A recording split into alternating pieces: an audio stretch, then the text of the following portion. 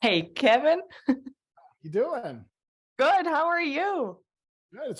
It's nice to finally meet you. I've seen I you know. online I and know. appreciate all the ways you've trumped the show. It's great. Oh, thanks. It's my pleasure. And thanks for Yeah. doing this. It's so nice to meet you, and I'm glad Yeah. we were finally able to do this. Yeah. Right. Yes. We had to reschedule a couple times. It's fine. Yeah, that's all good. All right. So, can you start with telling everyone what did you do on Legends? What was your actual job?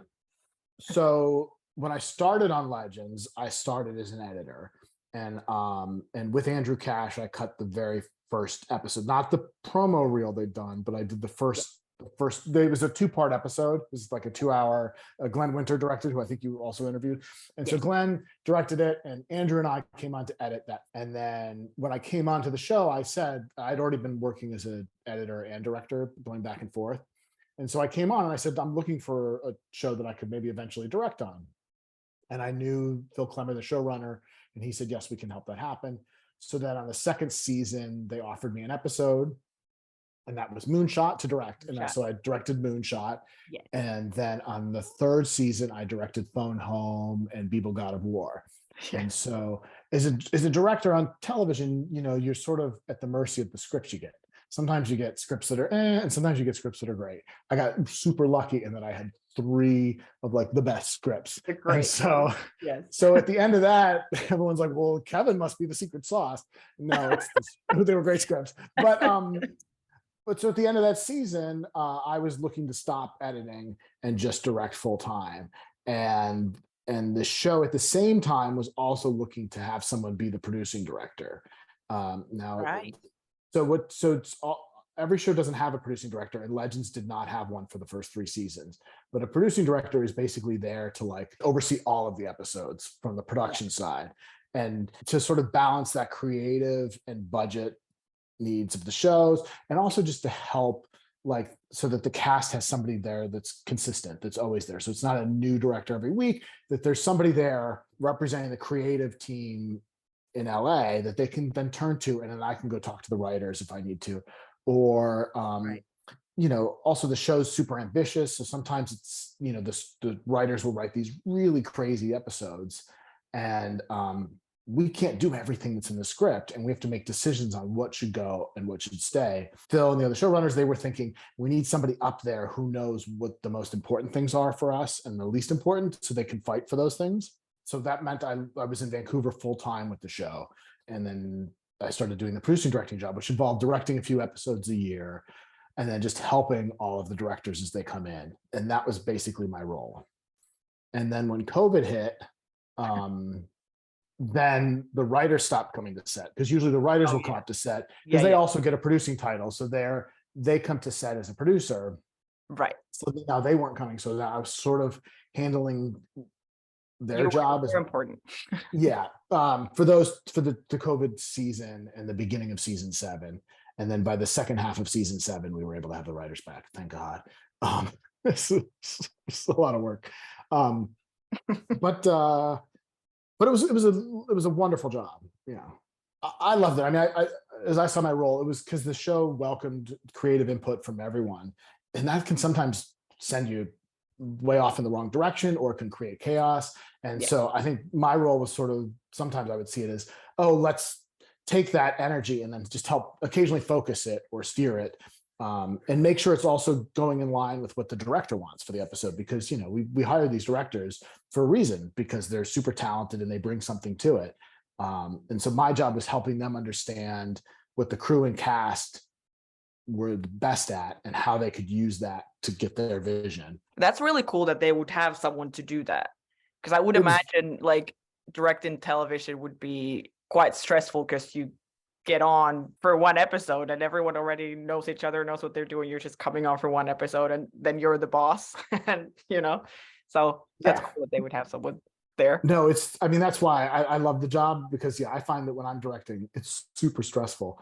And you constantly want to just be able to turn to somebody and be like, is this good? Is this working? I can't tell anymore. Yeah. Or just like, who do I talk to fix this problem?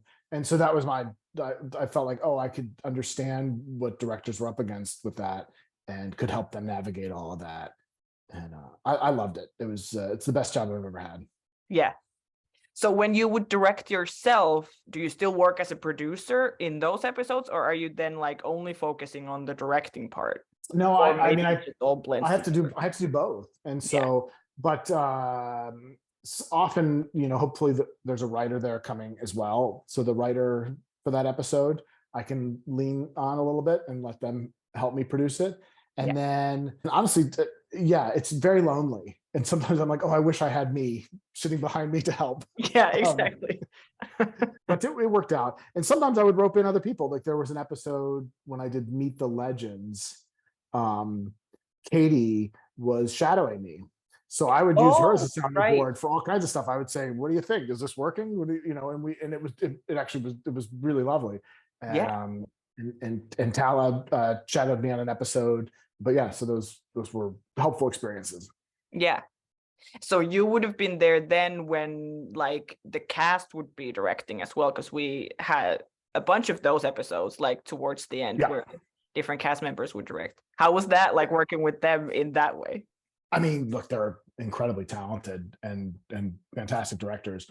I loved it. I mean, I love working with first time directors, and we also had a lot of crew members or people like that who got to direct, or people who were working on the show who hadn't done much else, but only done a few episodes of television here and there. That's where I can feel the most helpful. And I hope that they all came away from it feeling like they got to make their episode and do their thing. But yeah, I mean, to collaborate with Katie and Jess and Maisie, and I just think the results of those episodes are phenomenal. I'm so proud of them. Yes. Yeah. I feel like they all got such like big episodes. Or I feel like maybe every episode of Legends is huge. But like but I do remember every time we saw a new one, I was like, oh, I'm so happy that they would give this to this director. Yeah.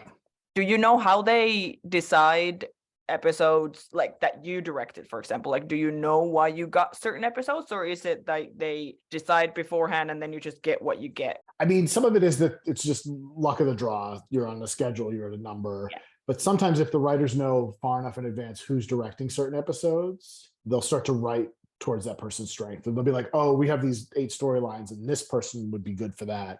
And so they certainly did that for Andrew Cash. I know like when Katie directed her first episode, they really wanted to give her an action one. So the idea of doing like a John Woo thing was, Yes.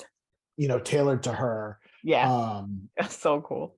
And I know that like I have a background. I had worked in reality television for a long time. I used to be a director on America's Next Top Model. Oh yeah, right. So the Meet the Legends episode, which has sort of a reality documentary style, that was all like really them, the writers being like, let's see what Kevin can do with this. And I was like, okay. Yeah. And it was kind of an inside joke. Like they made the director named Kevin. Yes. So which is fun. That's so good. That's such a good episode. That one was fun because it got to be, we were able to be so playful with it. Like we were able to just brainstorm all sorts of creative ideas on how to shoot it and what to do. Yeah. And I just love that one, man. Yeah. I think I have had a few questions about that specific episode. If we're just gonna jump right to it. This is usually what I do. I just start and then we go wherever.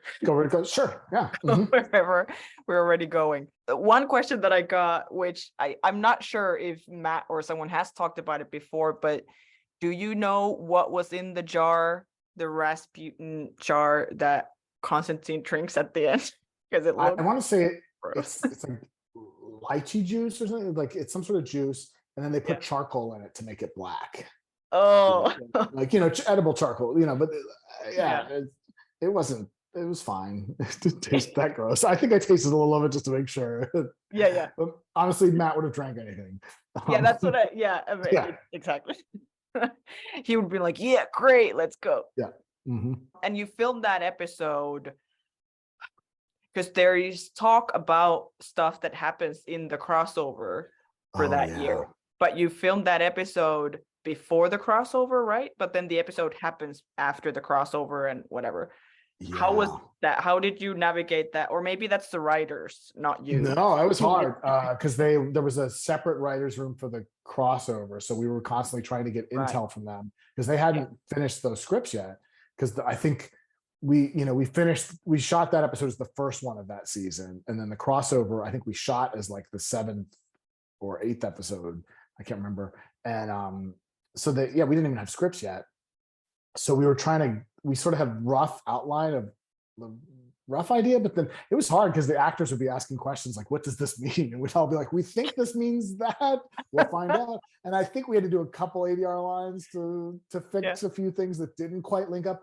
And it was just also just trying to get them emotionally into the place of like, this is what's happened on the crossover. I mean, we got there, but it was that was really definitely tricky. Yeah.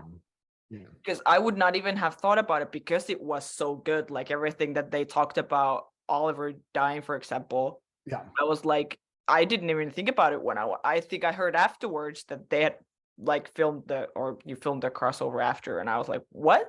It doesn't. Yeah. The other thing I loved about that episode was it was a great way to start that season.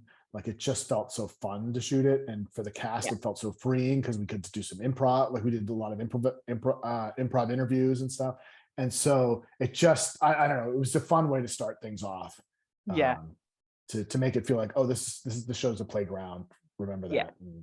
So you would have like fake cameras who are like filming the documentary, and then you have real cameras who are filming the fake cameras. And it's a big, and honestly, the like the heroes, you don't think of it for that episode are some of the camera operators were Chris Tamaro and Grizz. And Grizz, I think, was new to the show starting with that episode, I want to say. And so it was a real one. Like I had to come in and be like, okay, you're going to be handheld the entire episode, which is tiring. But then also on top of that, they have to be really good listeners of the scene. They have to know when to zoom in or when to find somebody else or when to think, oh, a reaction shot would be funny here. And they have to have comic timing, natural comic timing. Yes. And boy, did they jumped in head first and came up with all kinds of ideas. Like, what if the camera's over here? What if I do this? Or they would find little things. And especially when I started cutting it together, I was like, oh, I'm so glad that he zoomed in on this line because it's so much funnier with that. Yeah. And that's credit to those guys. Yeah. Oh, it's so good. Well, you're talking about improv. There's the scene at the end. The fight is over. They have won. And then there's the Ava and Sarah bend, kiss, and chest feints and whatever. I think someone was asking about that. I think they've talked about it before that was not planned, but then it ended up on the show anyway. Yes, they were supposed to kiss, and it was supposed to be like the emotional end of the episode because they're like, we really wanted to emotionally feel like, oh, there was some distance between them throughout the episode. Like they weren't able to emotionally connect. And so we go and we shoot that scene. And I think that was probably like the first take, and we were kind of rushed for time. And they did that take with like the fall and the thumbs up.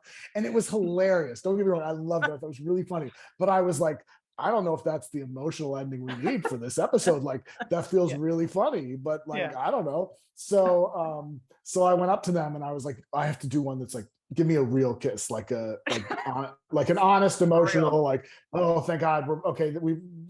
This is high. And they were both getting each other, like, come on, that was genius, that was great. And I was like, and so they gave me the good one, and then we went to cut it, and it was abundantly clear that we needed the funnier one. And I was so happy with that. And honestly, it was just because we'd already, as emotionally as the audience, we'd already felt like whatever rift had happened had already been patched up.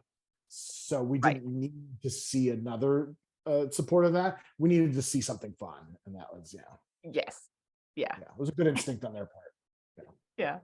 It's so good. I don't think many shows can do stuff like that. Actors end up doing something really silly, and then it's like, well, maybe that's exactly what we need, and we're gonna keep it in. I know. I don't know how, like, it was a magical show, and that it could hold those kind of things. Other shows it would break the tone. I don't know. Our tone was it almost needed to be that playful. Otherwise, it just got boring. Yeah. Then I had favorite questions, which are always hard for people to even think about if you're asking, like, who's your favorite legend?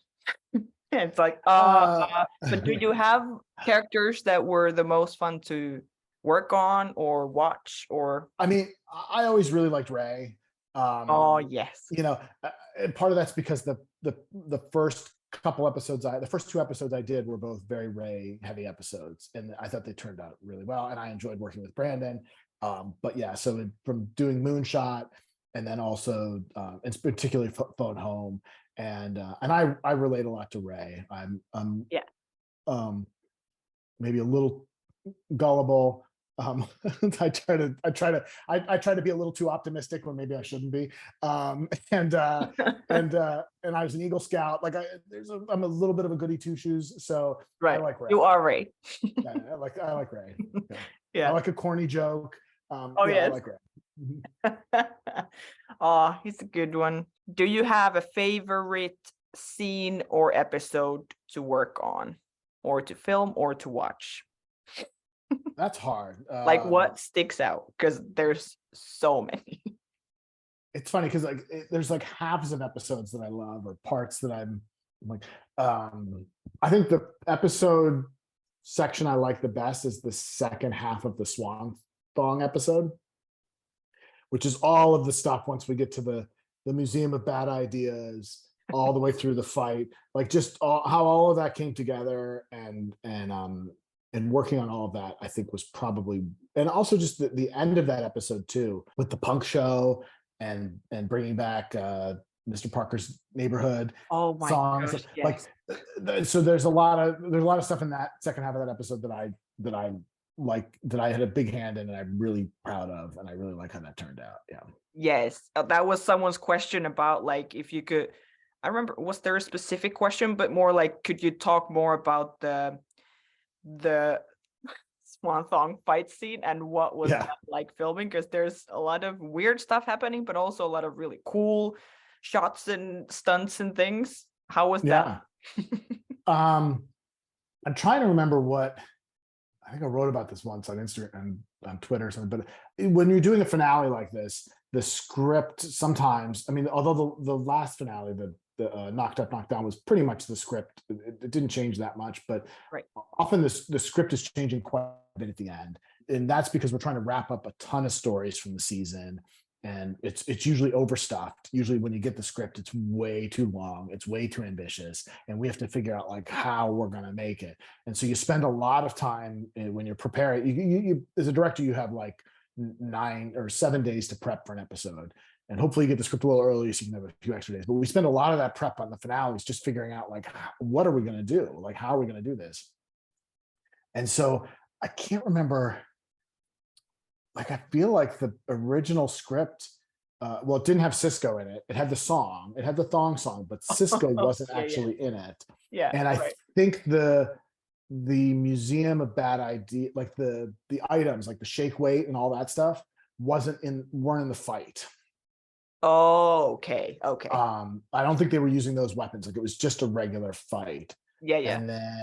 And we keep pushing to try to come up with stuff to make it even feel more connected and stranger. And then I can't, the writers at some point connected those two things and were like, oh, the items from the earlier museum thing should show up here and be in the fight. And we were like, great. And then at one point we were joking in one of the pre-production meetings, like, are we sure we're going to get clearance for the thong song? Because we want to start coordinating, like sort of choreographing the fight. And if we want to make sure we're doing it to the right song. Yeah. So you're always wondering, are they going to get legal clearance for, especially a hip hop song? It's hard because there's lots of samples in it. So like, is this going to clear? And I made a joke. I was like, we should put Cisco in the episode because then we'll know it's going to clear. And I think at the same time, the writers had already been thinking about that. And of course. So suddenly it was like, well, no, I think we're going to try to do that. And so the last minute, Phil called Cisco and said, hey, do you want to be in this episode? And he's like, yes. Which was great. It was really, really fun. Oh, that's so good. I love that last minute Phil just called Cisco, be like, hey, yo, the episode. And he's like, sure. And the best thing was that like Cisco came in, he totally got the joke, was totally in on it, was so much fun to work with. And the cast, I mean, we're all starstruck by him. Yes, and, sure. Fun. Oh, it's so good. It's so random. Just the fact that there's the fight and the song at the same time, but then on top of that, all the Ava with the shake weights Shake and like weights, everything yeah. happening. I was like, this is too Yeah. much. No, Okay. and there's a lot of great ideas in that fight that come from our stunt department, like from Mark Chin and Lloyd. They build these previses, and I have Yeah. to say that like the Constantine falling through the floor shot was Oh, something that Mark Chin came up with on his own. So he early before I think we even knew, it just said Constantine teleports in the script, and so okay. then very early, like day 2 of prep, Mark comes in with just a video of a sample of a stunt guy doing that gag, and he's like, "We could do this," and I was like, "Yes." So we figured out how to do that, and then, but then they did a whole previs, and so we have a lot of discussions before they make the previs, and I'm like, "Oh, I want this to happen and that to happen," and I think I had pitched I wanted Rory to get kicked through the wall of one display into the next one, sort of like in the movie Blazing Saddles when they go from one set to the other. So I wanted Yeah. to do that. And then we had the energy drinks being thrown at someone's head, and like we had a bunch of ideas and then sort of Yeah. together. And then I would sort of map out like the museum display. And I was like, I think this is where everyone's going to be located. Yeah. Start with that. And then they would go and shoot a previs. And honestly, I pretty much did exactly what they did in their previs because it all worked so well and it was just genius. So they get a lot of the credit for that sequence. Yeah, I love that stunt so much. I Right? just feel like I've talked about it so much with everyone because then you do it again, like Olivia does it in season 7, episode Yeah, something. in the finale, yeah. No, and that was and that was something too. Like there was, I think I put that in there. I was like, oh, let's revisit that because we wanted to show that Olivia was getting power, like super powerful. Yes. And honestly, the moment is her putting the ship back together at the end is the thing that's showing like, oh, she's really got controls over power. But within the fight, we wanted to have a few beats, and I was like, well, let's bring back that Constantine thing and let her do that just to show off her magic skills. It's Yeah. better than her just like throwing a beam at something, or it felt more cinematic. It's actually one of the last things we shot on the show. Oh, really? The bit in the cargo bay is the very last thing we ever shot. Oh my gosh. Yeah. But yeah, it is such a cool stunt. I talked about it with Liv. I talked about Yeah. it with Andrew yesterday. I mean, it's so cool. And the fact that we got to see it again, like with her, was so. Yeah, I was really happy that worked out and we got to do that there. Yeah. Can you think of like a most difficult thing to shoot? Yeah, I think shooting Hayworld, all the Hayworld Oh stuff gosh. was because I never want to do that again. Oh, hey, world. It was hard. It was my first season as being the producing director. It'd been a long season. I was tired by that point. That's an example of like how we had to tailor the script. It had been scripted that it was all taking place outside at an amusement park, the entire thing. And we were shooting it in January in Vancouver where it rains a lot and it gets dark. Like it's pretty much dark by 4 in the afternoon. You have very short days. Yeah. And I was like, I can't shoot all of these big crowd scenes and action stuff outside because I'll just run out of time. I can't do it. And it also doesn't, like an amusement park, it would have to be all digitally extended. Like there was an actual amusement park we could film at, but that was closed, but it didn't look that great. And like all the trees and greenery, like you're like, well, okay, if we're not going to shoot into the rides, then you shoot towards the trees. But it's the winter, so it's all just like bare trees. I was like, it's not going to look very nice and gray skies. I was like, So we found that arena space, it's the old hockey arena in Vancouver. And we said, well, what if we bring the show into the fight back into the arena? Because I think it's supposed to start in a theater and then go out and then end outside. And I was like, what if we bring it back in and let it end inside? And that helped us. And then we could take the crowd and make the crowd look bigger because we could use visual effects to duplicate the crowd and tile them. Like you film the arena and then you have the extras move from section to section. Yeah. But it's logistically so complicated. And having to yell over a bullhorn to 200 extras plus all the cast, and sometimes you have 10 cast members out there, and then you're trying to do like emotional scenes for Zari. I felt thank God for Talis. She was able to focus and do her thing, but there's so much going on I mean, by the end of the night, I think we shot 2 days in that arena, maybe three. But by the end of the last one, I was so fried that I Yeah. couldn't even. I was yelling out people's names. I was yelling out the wrong names. I was. I Characters, was. names, everything. Yeah, I didn't know what was going on. You. I never want to do that again. But it worked. It worked out. Look, in the end, we got all we needed, and it worked. And it was just a big swing too. It was really like, oh, we're going to basically do like a Muppet Show sing along to finish this Yes. season. And I was like, I don't know if this is going to work, but I do have to say that once we all got together and they all got in that ring and we did the thing, I was like, okay, this works. This is it. Yeah. It's a very nice moment. Very random again, but like it's beautiful, I think. It's beautiful. And I think Nick and his dad, when you have Nate and his dad up in the rafters, I mean, that scene, the two of them really nailed that. And I love it. It really gives the heart to that sequence, which is Yeah. And then also that season has to end with Zari turning into B. Oh, yes, that's right. Yes. In the middle of all of that, in the middle of all of that, we're introducing a new character and having to figure out in the last like 10 seconds. And he has like one line of dialogue. And so, poor Shy, we had to do that because we were like, we're not sure what he's going to be next year. They're like, he might be like really stoner, he might be light. And so I was like, okay, we're going to do like 4 versions of this scene, with 200 extra standing around and all this crowd stuff. And we got it. It was good. It worked out, but it was not ideal. It would have been nice to, like, when you're establishing a character, maybe just to be a scene with one other person. Yeah, exactly. Yeah.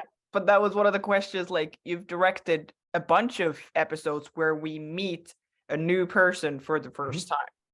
Like that one with B, and then there's Human Gideon, Booster Gold in the finale. Who else? There was someone else. Spooner, yes. The first one was Spooner. Yes. I think I also did the first one with Constantine. It was just one scene, but the end of Bebo God of War is the first one. True. That's when he appears. That's right. Amazing. Yeah. So the question was, like, as a director, how involved are you in the process of like establishing what that character is like? Or is it like the writers, or like how does that work when you're it's a combo. I'm going to decide how they are. I mean, the writers come in and they have very clear ideas of what they want the character to be. And then the actors have ideas too. But as a director, I'll have a lot of conversations with the writers about what they're expecting this new character to be, and with Phil or with Keto. And they'll say, hey, this is what we imagine. And then hopefully one of them is on set so that they can also give input. Yeah. And then I just talk a lot with that actor. I mean, we've been blessed with some fantastic performers, and they really come in with a very clear idea of what they think the character is. They all seem to have gotten the assignment of the show, or what the tone of the show is. And it's been fun to establish those. Yeah. Do you have a favorite character introduction, whether it's something that you've directed or that, when we meet a new character for the first time? Because there's a bunch of different ways that we meet. Yeah, I mean, and that's the thing too, is that when you're directing those things, you want to make sure it feels important, like when we first meet Spooner and she's taking them out with the darts, there was a lot of fun, and like, oh, we want her in silhouette, and then you have a lot of fun with the visual language of how you're introducing them. Right. But I mean, Booster Gold's intro is really fun. I mean, that was all pretty much on the page. I don't think they were like, he's golfing and he's listening to hip hop music, and you're like, okay. And, there was some discussion about what the song would be, but I think Keto was pretty strongly advocating Hot Stepper, and I think she was right. And then you meet with the actors, and like I would say this, like the fun thing, when Donald came in for his fitting, I went down and met him. And he was clearly a huge fan of the show and just knew all about it. And he really wanted to like tour the Wave Rider. So I was like, okay, I'll give you a tour of the Wave Rider. So we went around, and he was like a kid in a candy store, and he like jumped into the captain's chair, and he's like, oh my God, this is so cool. And I was watching him do this, and I thought, oh my God, we have a scene in this episode where he steals the Wave Rider. But at the time in the script, you didn't actually see him in the Wave Rider. You saw the legends outside, he disappeared, and they're all standing there, and then they say, what happened? And then all of a sudden we see the Wave Rider take off in the distance, and they're like, oh, he stole the ship. And I was like, oh, we need to see him steal the ship. We need to see this. So I figured out how we could fit into the schedule. And I talked to him and I was like, this is going to mean more work for you, but I want to get a shot of you running up and turning on the wave rider. And he's like, great. And so those are the things you look for. You try to figure out like, what are the little gems you're going to get from the actors. Yes. I was talking about that with Andrew yesterday as well, because he edited that episode. Yeah. Too. Mm-hmm. So I was like, that scene when we meet him for the first time, I was like losing my mind. I was like, I'm actually glad that I'm making reaction videos so I can, look back on that, because it was like, I was like, I don't even know what's happening. So it was awesome. And we'd storyboarded and planned out the whole thing, like what was going to freeze when and how it was going to happen. But we also realized on our production schedule that we didn't have enough time to shoot all of the ideas we had, that we weren't going to. Right. And so I was trying to figure out how to do it. And I was like, oh, I wish I had a producing director with me, because what would happen is sometimes if a director got into that kind of thing, they'd say, hey, I'd go off and shoot a couple of shots for them. I could steal one of the cameras and go also while they're setting up or planning a dialogue scene, I could go shoot a shot of a golf ball rolling somewhere or hitting something. But I didn't have me. So we brought in David Geddes, who's the DP on the show, but also has directed a lot of episodes. Yeah. And David came in and helped that day. And so he shot like a lot of the stuff of like the soldier getting hit in the helmet, or the golf ball going past a cannon or something like that. Yeah, he did all those kind of things. Yeah. And then there was one shot we never got that day, and it's the only pickup shot we had on an episode. And so I had to shoot that with the Flash crew. Like weeks later, we took a piece of the trench that was there, and we just shot the ball rolling into the cup. Oh yeah, just that. That's it. That was it. I can't. We're like, thanks, guys. We're done. Yeah, I came in for like half hour, met the Flash crew, shot the ball rolling in, and walked away. They're like, we get to do Legends. What are we doing? And it's literally just a golf ball. Yeah. One of my favorite things about the show is that I thought it had a really positive fandom. Yeah. You really, you can end up on shows or work on shows where people spend a lot of time picking it apart or complaining about it online. And I felt like our fandom kind of always embraced wherever the show was going. And that was so like, it's what a gift. Yeah, those who get it, they really get it, I think. It was so nice, like, for the maybe last 5 episodes or something of season 7. After I had filmed my reaction and posted the video, I also did a live and had, like, other fans come and talk about the episode of that week. And it was so nice to hear, like, people talk about all the fun, weird stuff that happens, but then also, like, I remember specifically the episode where Spooner comes out as Ace. Oh, that's sorry. Yeah. It's one of the live that we had. Yeah, it's such a good episode. And the live that we had after that episode with people in my little Instagram lives, where people like pop up and join me there and talk about the show. And they had like written stuff and how like that storyline specifically was like huge for them. And I was like, what is happening? Like, what is this show? Like, there's nothing that this show hasn't done, or like, like it just represents so many different people. It's so cool. Yeah. I sort of, that's one of the things, the show getting canceled. I'm sorry we didn't get to explore that, do more with that storyline, or see where it goes. It would have been interesting. Yeah. We were just talking about that the other day. Like, where would the show have gone after this? And I was like, I don't really know, but I really would have wanted to see like where Spooner goes after, like what happens and how the show handles that. And I have so many more like specific questions about specific things, and it was almost hard with you because you've directed so many like big good episodes. I was like, I could do like an interview about like one episode at a time, and just ask questions about that episode. But it's nice that people were sending in a lot of questions. Yeah, great. How was it directing a finale without knowing if it's the series finale or not? Or did you probably have some idea or that it could be? We had some thought it could be. We knew that things were changing at the network, and normally we would do 16 episodes a season or 17. And that season they kept us to 13 and they wanted us to finish before Christmas. Right. So that it was on like the fiscal, it ended with one financial year. But from our perspective, we were like, look, our ratings are above what they were the season before. And creatively, we felt like we were doing even better. Like we felt like the show was getting even better. And it was felt like a very strong season, and fans responded to it well. So it didn't feel like we were hitting a rut. And then this idea that we were adding Booster Gold really felt like, oh, well, the network and the studio are putting some money behind bringing in some cast to sort of energize the show for another season. So, Yeah. the what was the way it was pitched to me from the writers was they were like, look, we want to pitch what the new show is like, or what the new, like, we want to sell this as hard as we can, that this is where we're going. And this is going to be so exciting that you can't possibly say no to it. And I feel like we achieved that. I was really happy with that. I mean, I thought Donald came in, and boy, I was like, I'm excited to do a season with this guy. He was, his energy was so much fun, and the cast, it energized our cast, and everybody was like, this is going to work. And I think in the end, there were forces beyond our control that had nothing to do with the creative value of the show, and had to do more with financial matters, not even concerning just our show, but the studio in general that took us down.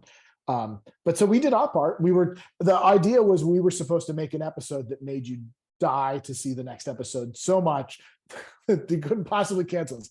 The problem was we did that, and now the fans were left going, but we want to see what's next. And we're like, sorry. So sorry. Yeah, I mean, I remember when we, they all get arrested at the end. And I had shot, when you shoot a lot of these finales and premieres, you have to shoot a lot of scenes that's the whole cast all in one frame. And so you have to constantly think, like, how am I going to fit 8 people or 10 people in this frame?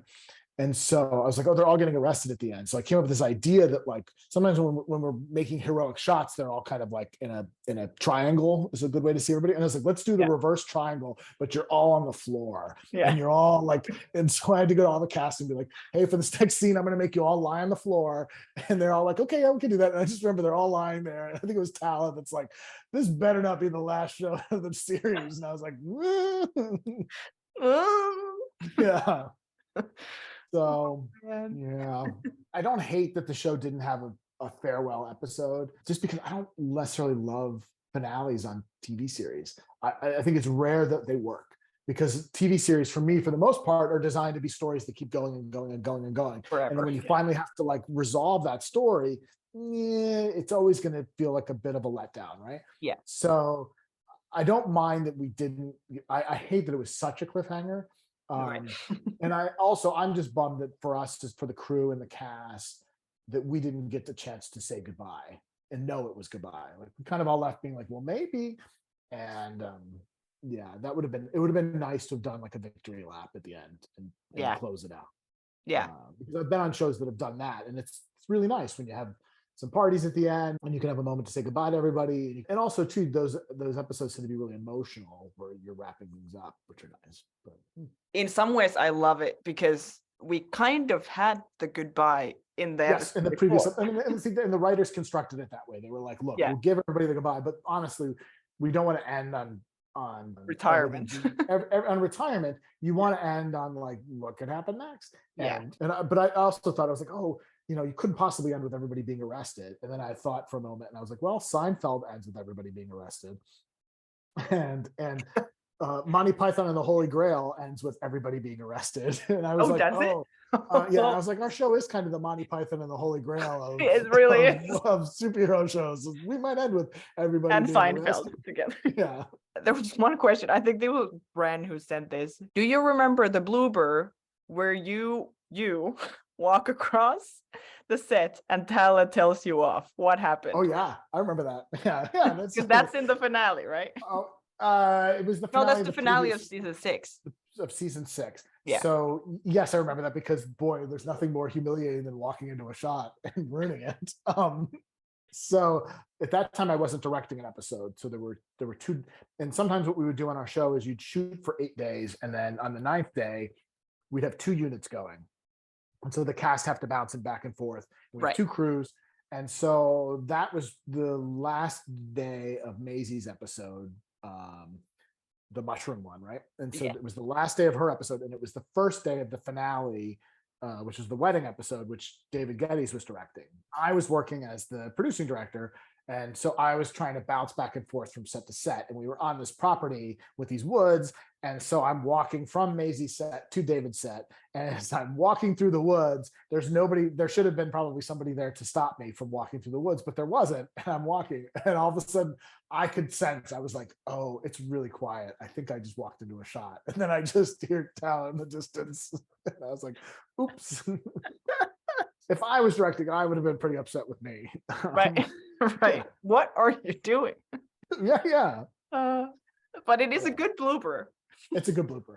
Oh, then this was kind of my question. There's a one shot, or I don't know, do you call it a one shot, where like in the Bishop's Gambit episode in John's Manor, where you see pretty much the whole cast in one shot. Constantine is walking through the like every room, and there's people everywhere, and cameras turning and stuff like that, which is amazing. Do you remember working on that scene specifically? How was that like? Yeah. What do you do when you have to shoot a scene like that? No, that was really fun. First of all, I'll say that the idea of doing a bunch of these like one-ers or long shots, a lot of them come from Glenn Winter, who did the pilot, and he's really good at that. He's like a master of those kind of shots, and so we're all sort of learning from him. And when we built the manor, I was trying to communicate to the writers what the manor looked like, because they were writing stories for it and it was still under construction. So I, with my phone, did a walkthrough of the manor and sort of walked them through the whole set. This was back in season 5. Yeah, right. So we built it for season 5 because it was 4 was the Time Bureau. Yeah. So we built it for season, because we tore down the Time Bureau, and that's where we built the manor. Yeah. And so, but I kind of done a thing, and I remember mentioning to the writers, I sent it to them, and I was like, oh man, it'd be fun to do like a big one-er in here, because it's all the sets go into each other. There's no seams. You could go from room to room. And I was sort of encouraging that. Then the next season, I think James was writing that episode, and James was like, I want to give Kevin his one-er. So James wrote that with the intention of like, you can try. And I think they wrote in the script that it's Good a luck. And then I think they took it out of the script because they're like, well, we don't want to force you to do a one-er. And I was like, no, I'm doing a one-er. And they'd written it in a very smart way. It all fell into place really easy. And we had the scripts well in advance on that season too, because that was season 6, right? Yeah. So we had the scripts a long time in advance. So I think even like a month and a half before. So I would go in there and just kind of walk it a bunch of times on myself. And then I grabbed Grizz, who was our Steadicam operator, and I walked it with him. And I said, this is how we're going to do it. And then Bucky, our DP, I said, this is how I want to do it. So for the day, we knew where everybody was going to be, where we hid lights in the ceiling. It all had to be planned out to a T. But then one weekend, Grizz calls me and he says, I had a dream about the shot. We haven't done it yet.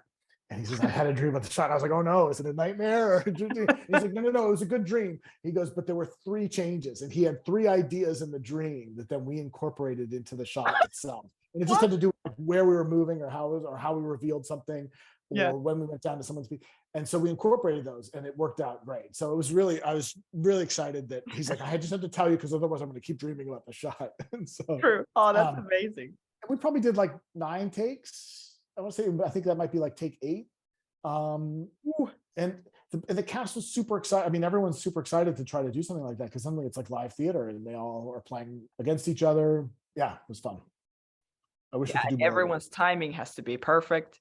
Yeah. Is it Spooner who was like throwing darts or something and stuff? Yeah. And there's a few VisFX tricks in there, which is the darts are already on the thing. Okay. Right. So she's mimicking that she's throwing them, but we're with visual effects making them look like they've appeared, and then she can come and grab the real ones that go away. Yeah. And I think the sparks from the television that Jess is working on, those are fake. Those are visual effects. And then everything outside the door is a visual effect too, because when you open the door, you're just seeing the stage. So the front door, that's all a visual effect. Everything we had to do outside the door was a visual effect. With the pizza guy coming. Yeah. Mm-hmm. With pizzas for Bernard. Yes, Bernard. And then it ends with Zari and him like really nice, like going around. A little 360 around them. Yeah. So good. Well, this is from the same episode. What was the process of figuring out what Spooner sounds like as an alien? I saw that one. I can't remember. I've actually forgotten I forget how we got the alien language. I feel like we must have auditioned some people to do the voices of the aliens and got some recordings. I seem to remember playing stuff for her and then her imitating them. And I must have gotten those recordings. It must have been Jeff Garrett, who was our who was a producer for post-production. Yeah. Would often spearhead a lot of that stuff and often had a lot of creative sway in the show. And so he might have hired some actors to do some sample alien voices, and then we listened to a bunch of them and then pick one and then would play it for her. Because it is creepy. It's so cool. Yes, though. it's But, really like, good. Yeah. And then with subtitles on as well, I was like, this is great. I mean, it's horrible, but great. Yeah. Can you think of the craziest or weirdest episode that you worked on, read, saw? Like, when do you think Legends got weird? Well, I mean, the big one for me is Bebo God of War. Yeah, I think that's a big one for everyone, but I mean, I had done Moonshot, which I thought worked really well. And then even when I did Phone Home, I was super afraid of that episode once I turned it over because it felt so different. I was like, oh, this feels almost like a kid's movie, which it was trying to do. But I was like, oh no, am I going to get, like, are people going to like this? I wasn't sure if people were going to like react poorly to it. And that went over well. But then Bebo God of War was like, I mean, I love the idea. And I remember when James and Grania, the writers of that episode, when they first came in, they're like, we're thinking of doing this thing and we want it to be a practical puppet. What do you think you can have it do physically? And I was like, well, we could probably have it talk, but we shouldn't write it that it walks somewhere or it does this. And so we sort of had an early discussion like that. And I just thought the idea was genius and brilliant. And I was, yes, this is great. And then I got there to direct the episode and the cast was a little like, I don't think this is working, and so we were constantly doing scenes and they were like, this is wrong. and they were like, we've jumped the shark. We had a puppeteer for the Bebo and she would do a voice and it was really a silly Bebo voice. Right. And finally Nick Zano came to me and he's like, can you just have her not do the voice this next scene because I can't do it without laughing. And and they were all, and I think they were right. To sense that it felt off, it felt weird, but that's what made it so genius. Yeah, I think we were all a little afraid that maybe we'd jump the shark with that one, especially when we were in that Viking longhouse and there's all these guys in this Viking gear and stuff. And then they walk in with the stuffed animal on the altar and it starts talking to them and it tells them that they've got to murder Rory. And Dominic was like, this is silly. He's like, I'm out. Yeah. I mean, credit to them all. They trusted us. They did it. I just think they were, I mean, I understand his performance. They're super concerned that everyone, like, is the world going to think this is ridiculous? And it was ridiculous. But I think the world was like, oh, we kind of want a ridiculous story. And this is okay. Fun, yeah. So did you then, you directed it, did you then follow a lot of, like, when it aired, did you see people's reactions right away? And I was very curious. I mean, I was also super, as the director, like I put it all together. And then when I was working with the editor, with Tom on that one, Mark Guggenheim and Phil Klemmer were like, is there anything you can show us? And I was like, oh, I'll show you the whole beginning with the running through the toy store and the Vikings appear. And I showed it to them and they all kind of laughed, but they didn't like laugh hilarious. And I was like, oh, I'm in trouble. This is not, like, but I certainly, I was so curious as to how people were going to react to it and was thrilled that people embraced it. And then the fact that we were able to keep Bebo going was almost by luck, because when we were making the episode, this is a real technical thing if you want to get into something super technical, but like we made Bebo as you can see, that's one of the Bebos, the actual Bebos. Yes. This was the Bebo they designed to throw, it's a little bit heavier than the other Bebos. It doesn't have any electronics in it. And it's easier to throw because it's a bit heavier. We built them all practically. Like even when the Bebo's floating in the air and Adam's inside the Bebo, when we film that, it's just a guy with a green screen with the Bebo on a stick running around. And then we just guy on a stick. I wish I could find the dailies of that. It's like, so amazing. Because it was going to be too expensive for us to make a 3D model of Bebo in a computer and animate him with all the fur and all that kind of stuff. And then later on that year, Flash was doing an episode and there was a villain who was destroying a toy. And so they were picking a toy to do it. And Jeff Garrett, who is our post-producer, is also the post-producer on Flash. And so they said, oh, we got to find a toy to put in here. And Jeff Garrett's like, well, we just introduced this toy on Legends. Maybe you should use that. And so he showed them some Bebo stuff, and they were like, yes, let's do that. And then they're like, oh, well, if we're going to melt it with this molten steel, we have to do it as a CG visual effect. In order to do that, we have to build a 3D model of Bebo with hair and the whole thing, which is an expensive thing to do. Yeah. So they built the model of him, and Flash paid for that. So now Jeff turns to the writers on Legends and says, hey, just so you know, we have a 3D model of Bebo. It doesn't cost us anything now. And that's what led them to then come up with the idea of the giant Bebo at the end of the season. Yeah.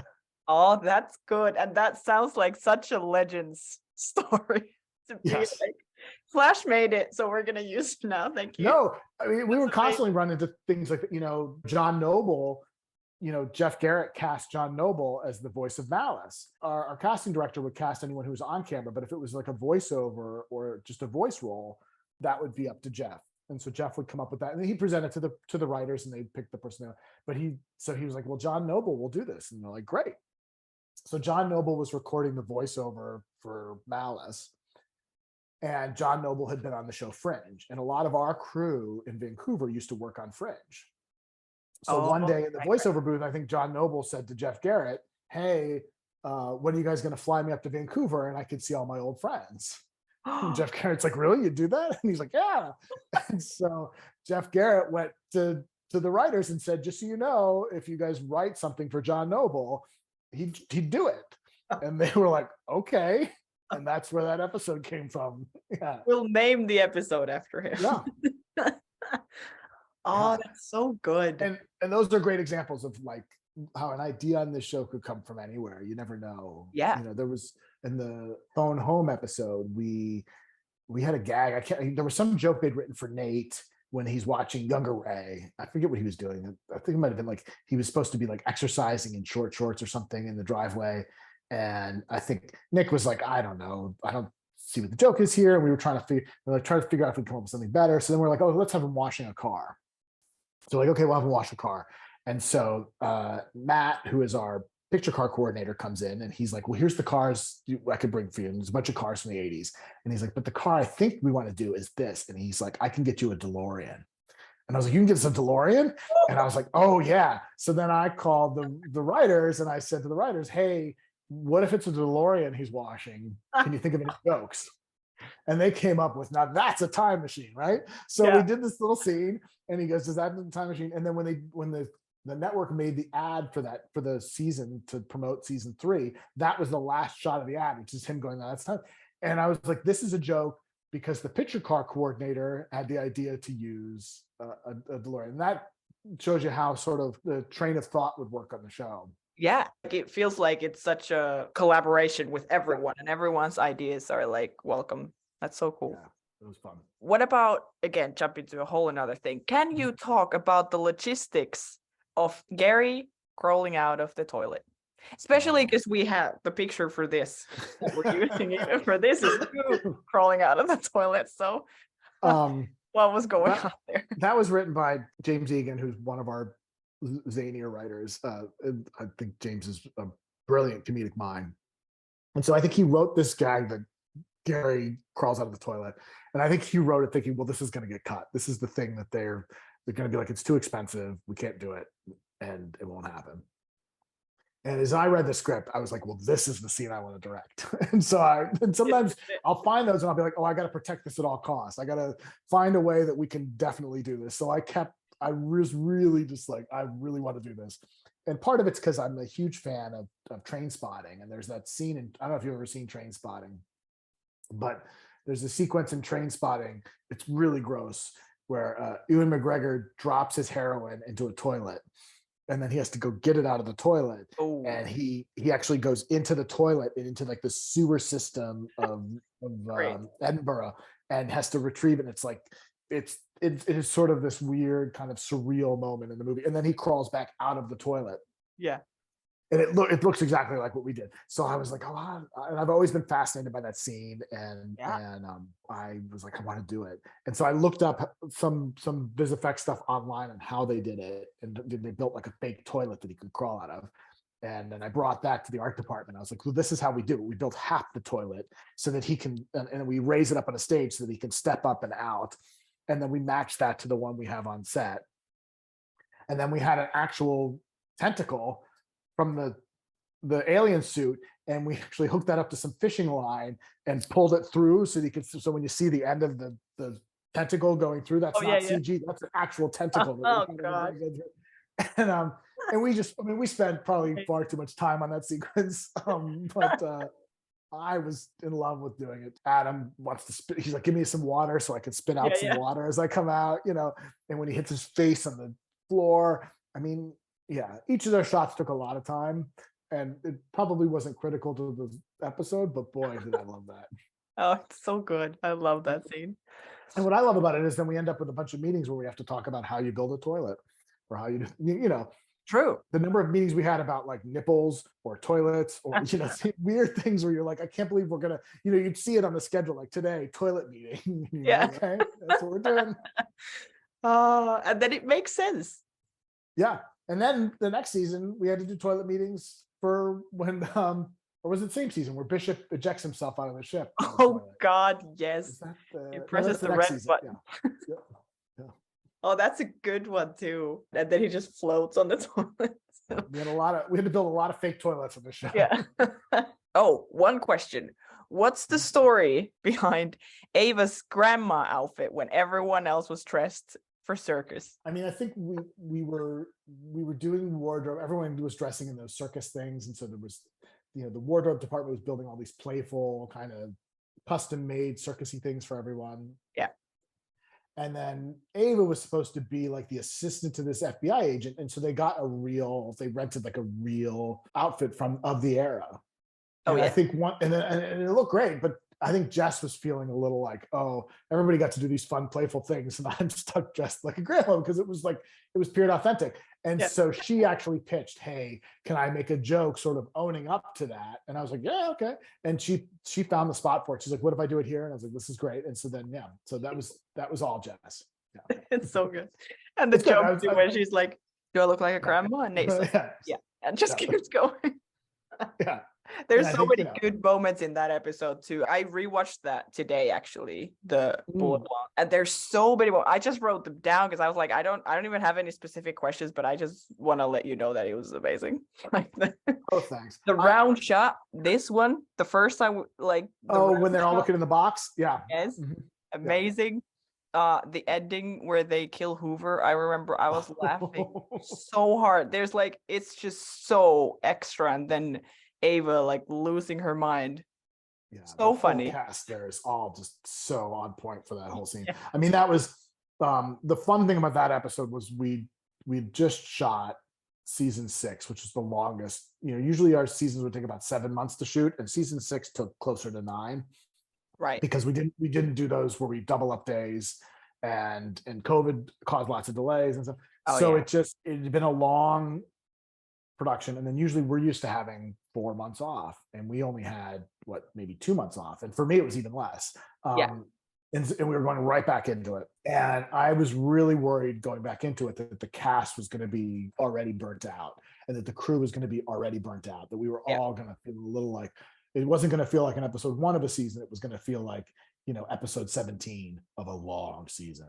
And I have to say that the cast came in just so energized and ready to be there, and it was we had a really fun shoot on that one, and a lot of it too is we just embraced doing a lot of things practically. So like all of the car stuff, usually you do that on a green screen when they're in the car, but it was so much stuff in the car, it would have gotten very expensive, so we just did it old school, and we put the car in a trailer, and we were driving up and down a road, and they were in a real car, and the cast just was, for them that was really fun, and it felt like they got to play, which is fun. Oh, it's that was the same day we did then the scene on the road for Hoover, which to me, you can say, oh, it's really fun, it's really funny, and I do remember all that.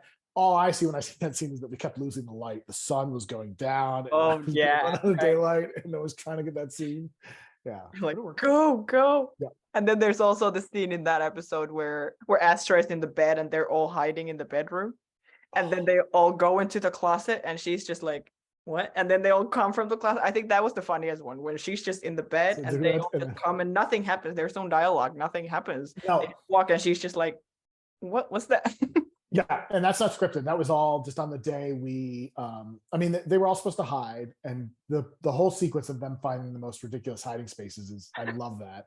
Yes. There's a part of me that feels like maybe it's a little too silly, and so we don't show quite as much of, like, we see them hide, but like there's a really silly version of it that's hilarious. Right. But tonally for the episode might be a bit too much, and also we were long. We needed to cut some time, so we trimmed that back a little bit.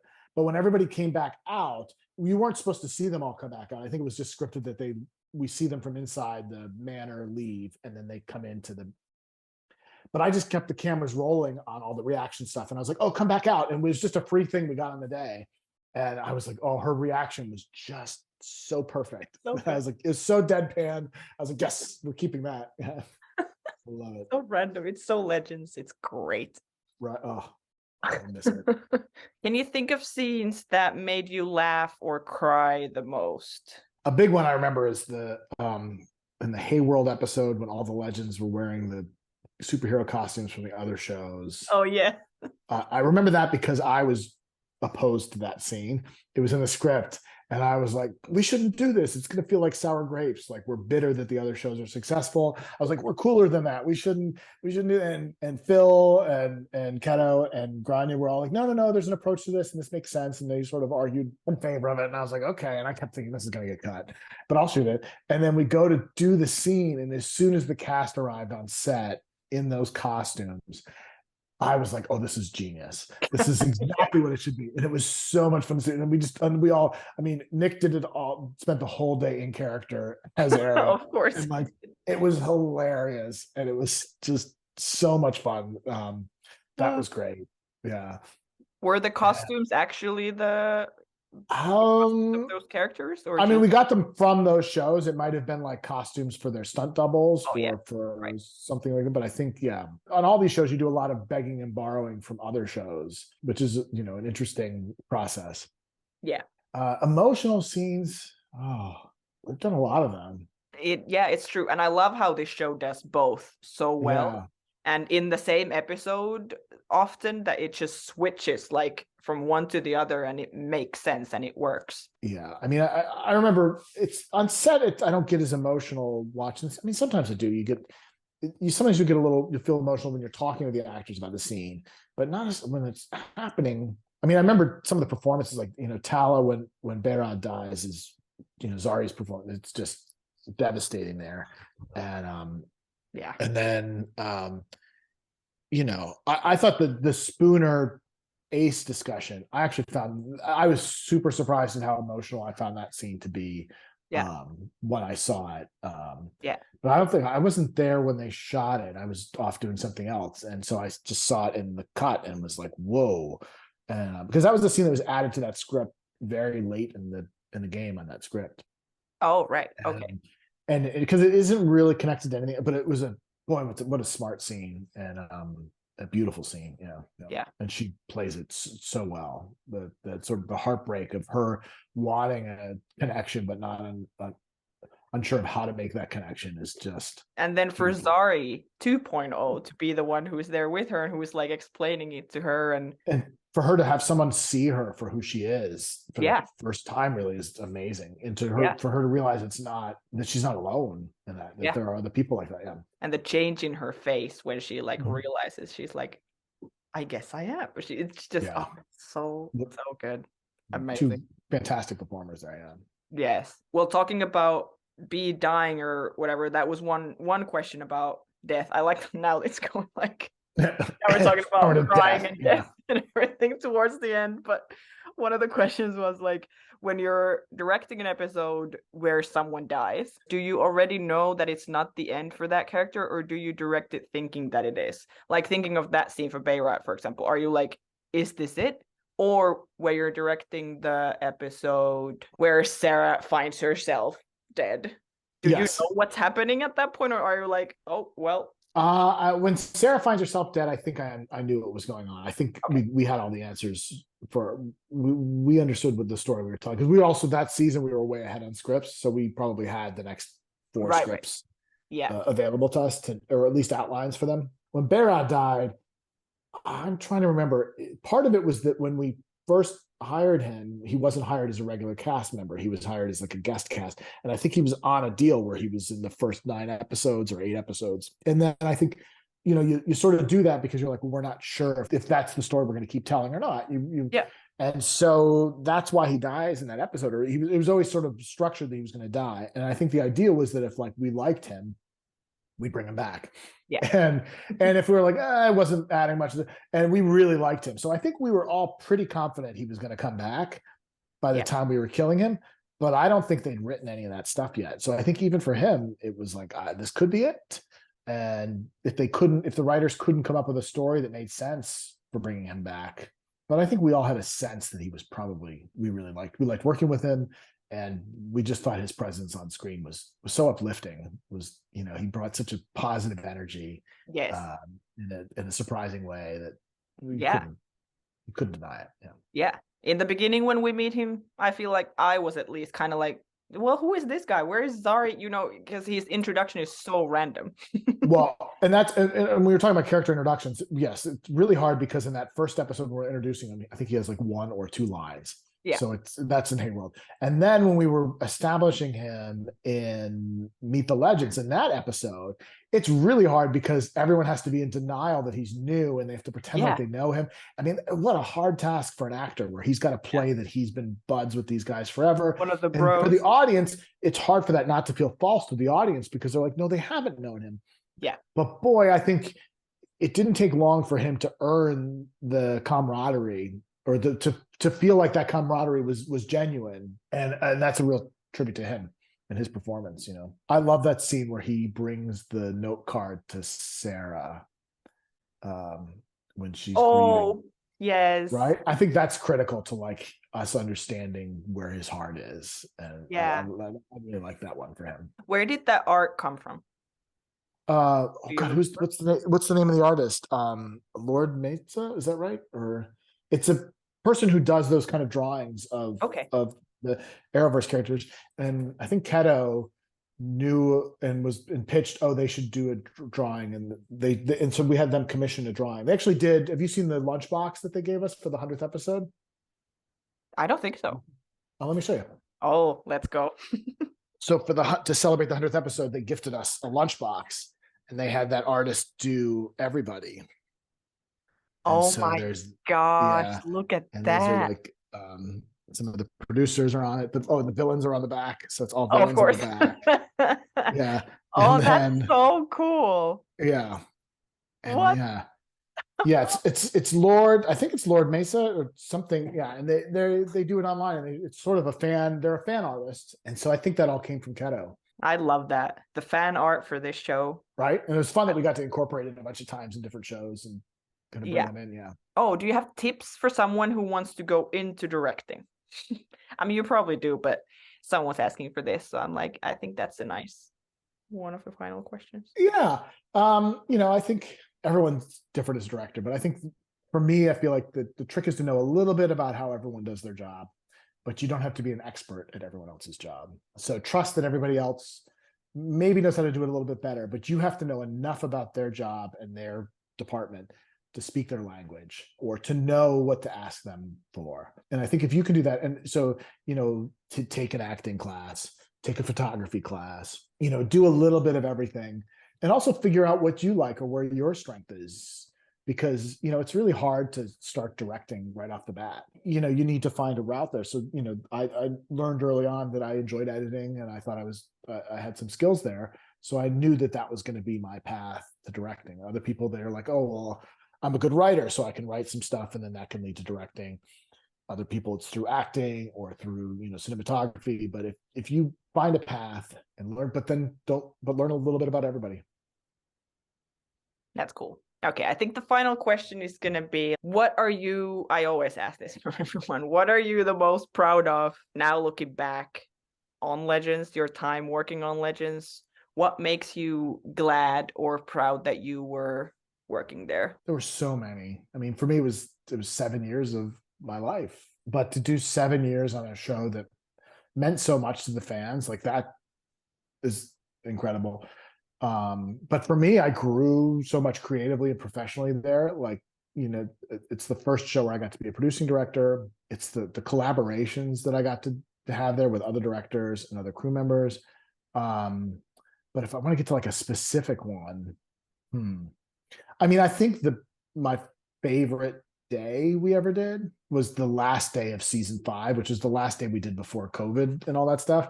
Right. Which was, we shot that whole fight sequence, the Swan Thong fight sequence. Actually, I'm gonna pick 2 things that I'm really proud of. Yeah, please. One is that Swan Thong fight sequence, because it was the very last day of season 5. It was a long day, and it had to be we had to do so much work, and I knew it was sort of an insurmountable day, and it all worked. Everybody was firing on all cylinders, and we got through it, and we had a lot of fun, and I was just really pleased with the outcome of that one. The other day I really loved on that show was my very first day of shooting, which was on the Moonshot episode. Yeah. And I came in, and the very first thing I had to film was Victor Garber singing the Banana Boat song. Oh my gosh. And Mission Control. And so, that was really a great way to start my time at Legends. Yeah. And, I love that sequence. Good. And Victor was so lovely in like planning and rehearsing for that, and then he even talked to Dom and forced Dom to rehearse a little bit. I think Dom did not want to practice. He's like, my character would know the song, and Sure. and Victor had to remind him, that's fine, but we still need to know what we're gonna do. Like, we can't just and it worked out so well, and it's just good day. Amazing. Well, this has been great. Thank you so much, Kevin. Thank you. No, it's fun to talk about. Thank you for your support and everything on the show. I mean, it's really, fans like you that kept the show going. Yeah, it's fun to talk. Sorry, my internet just went boop. Oh, no. I was saying that we would talk about your reaction videos sometimes on set. So I know the writers would talk about them. Yeah, that's hilarious. It's so weird. Not only that fans have watched it, which is already that I'm like, what? Yeah. Like, actually people have like watched and comment and like messaged me and stuff. But then that you guys would have watched, that's crazy. You guys are great. No. Well, thank you. It was so fun to make them. I miss it. Yeah. We'll have to make some more Legends. Yeah, exactly. Or we gotta make another show that's like Legends, right? Yeah. Well, thank you for everything that you've done on the show. I know everyone who's going to be watching this I can speak for everyone that it's an amazing show, and I'm so glad that people like you have been a part of it, and then you're still happy to talk about it. So anytime. Great. Love it. Thank you.